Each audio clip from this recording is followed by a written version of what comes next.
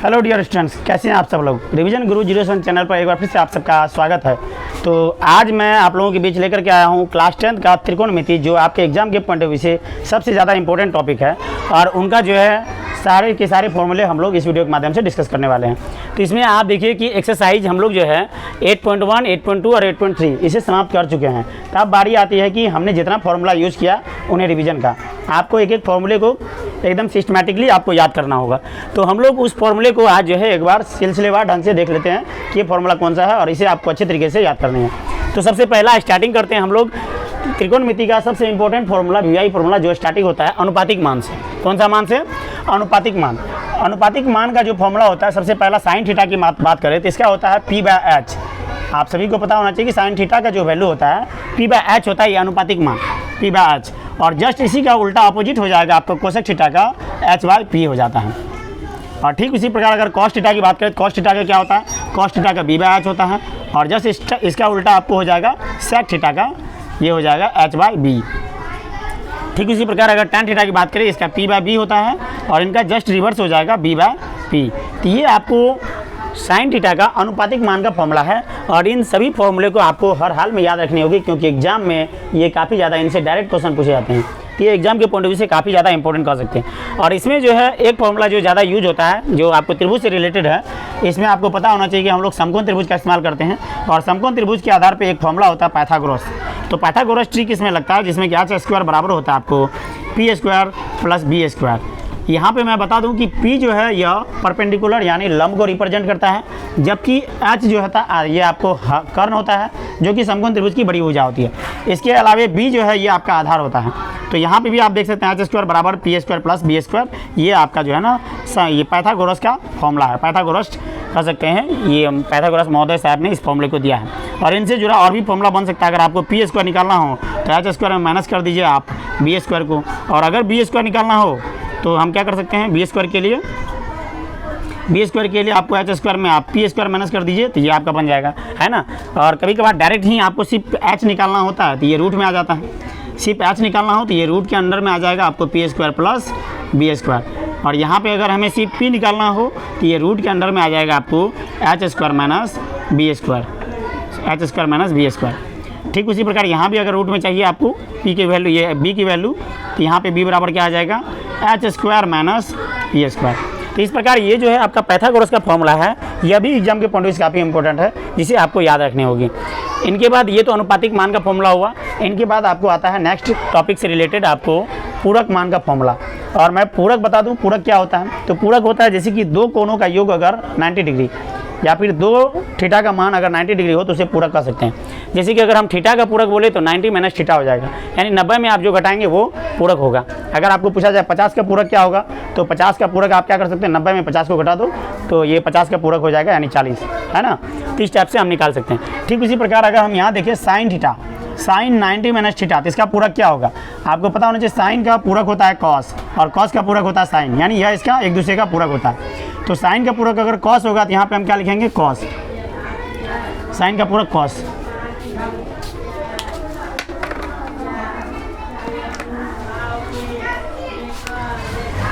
Sign का पूरक होता है कॉस और 90 - थीटा का पूरक क्या होगा, तो यानी कि आपको थीटा हो जाएगा, कॉस थीटा। अगर साइन 90 - थीटा लिखेंगे तो इसका पूरक क्या हो जाएगा, कॉस थीटा। कॉस 90 - थीटा हो जाता है आपको, ये हो जाएगा साइन थीटा। इनका वैल्यू होती है साइन थीटा। सेक 90 - थीटा बराबर क्या होगा, तो ये हो जाएगा आपका कोसेक थीटा। कोसेक थीटा, ठीक। कोसेक 90 - थीटा बराबर क्या हो जाएगा, सेक थीटा। मतलब यह एक दूसरे का पूरक है। आप सेक का पूरक होता है कोसेक, कोसेक का पूरक होता है सेक, तो उसके आधार पे सेक का पूरक हमने लिखा है कोसेक, 90 - थीटा का पूरक लिखा थीटा। ठीक, कोसेक 90 - थीटा का भी होगा, कोसेक का पूरक सेक और 90 - थीटा का पूरक आपको थीटा हो जाएगा। tan 90 - थीटा बराबर क्या होगा, तो ये हो जाएगा आपको कॉट थीटा, यानी जस्ट इसका पूरक लिख रहे हैं हम लोग। और कॉट 90 - थीटा बराबर आपको हो जाता है tan थीटा। इस प्रकार यह जो है पूरक मान के आधार पे आपको फॉर्मूला है और इसे भी याद रखना काफ़ी ज़्यादा इंपॉर्टेंट है। इससे डायरेक्ट क्वेश्चन आपको ऑब्जेक्टिव में एग्जाम में बनते हैं। तो ये फॉर्मूला काफ़ी ज़्यादा वीवीआई कर सकते हैं, जो कि एग्जाम के पॉइंट ऑफ व्यू से इंपॉर्टेंट है। आइए इसके बाद हम लोग चलते हैं नेक्स्ट टॉपिक 3 में जो कि फॉर्मूला बनता है खास करके, अगर साइन थीटा को हम कोसेक थीटा से गुणा कर दें तो इसकी वैल्यू कितनी आएगी। आप जानते हैं कि साइन का रिवर्स होता है कोसेक थीटा।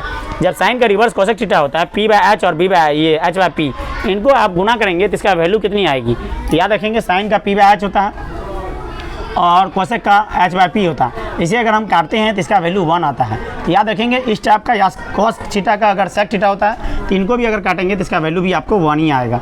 इनका वैल्यू हमेशा 1 ही आएगा। इसका मतलब है कि ये जो है इनका रिवर्स में अगर आपको गुना करने के लिए दे दिया जाए तो इसका वैल्यू क्या आएगा, हमेशा 1 आएगा।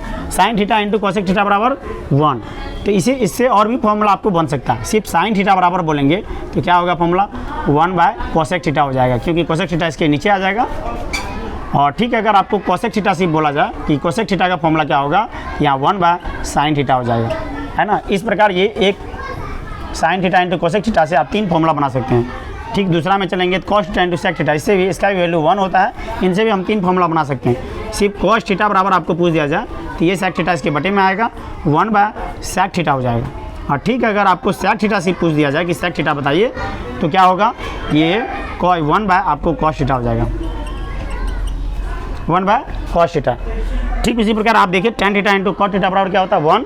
तो इनका वैल्यू क्या हो जाएगा, यानी अगर सिर्फ tan थीटा आपको पूछ दिया जाए तो tan थीटा बराबर 1/कॉट थीटा होता है, 1/कॉट थीटा। और अगर हम कॉट थीटा पूछे तो कॉट थीटा बराबर 1/tan थीटा। तो इस प्रकार अगर इनटू में आपको गुना में अगर दिया हो ये दोनों और उल्टा रिवर्स में दिया है तो इनका वैल्यू आपको हमेशा 1 होगा। और इनसे जुड़ा हुआ आपको 2 फॉर्मूला बन जाते हैं। यहाँ भी इनसे जुड़ा हुआ 2 फॉर्मूला और इनसे जुड़ा हुआ 2 फॉर्मूला। ये सब फॉर्मूला डायरेक्ट रूप से एग्जाम में बनते हैं और काफ़ी ज़्यादा इंपॉर्टेंट VBI कर सकते हैं। आइए इसके बाद टॉपिक 4 में चलते हैं हम लोग। Sine square theta plus cos square theta. Sine square theta plus cos square theta बराबर क्या होता है। तो इनकी वैल्यू को अगर आप चेक करेंगे तो sine square theta plus cos square theta बराबर भी आपको 1 ही होता है ना। और ठीक उसी प्रकार sec square theta minus cot square theta, इनको भी सॉल्व करेंगे तो इनका भी वैल्यू आपका 1 ही आएगा। ठीक, cosec square theta minus cot square theta करेंगे इनका भी वैल्यू 1 ही आएगा। तो इनको आपको बस ये याद रख लेना है।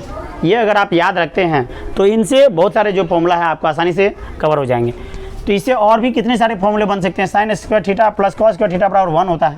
तो अगर हम सिर्फ ऐसे पूछ दे बताइए कि साइन स्क्वायर थीटा बराबर क्या होगा, तो आप क्या बताएंगे, कॉस स्क्वायर थीटा को उधर भेज दीजिए, 1 माइनस कॉस स्क्वायर थीटा। ये फॉर्मूला भी पूछा गया है कितना बार एग्जाम में कि साइन स्क्वायर थीटा बराबर क्या होता है, 1 माइनस कॉस स्क्वायर थीटा। और सिर्फ अगर कॉस स्क्वायर थीटा आपसे पूछ दिया जाए कॉस स्क्वायर थीटा बराबर क्या होगा, तो 1 माइनस साइन स्क्वायर थीटा हो जाएगा।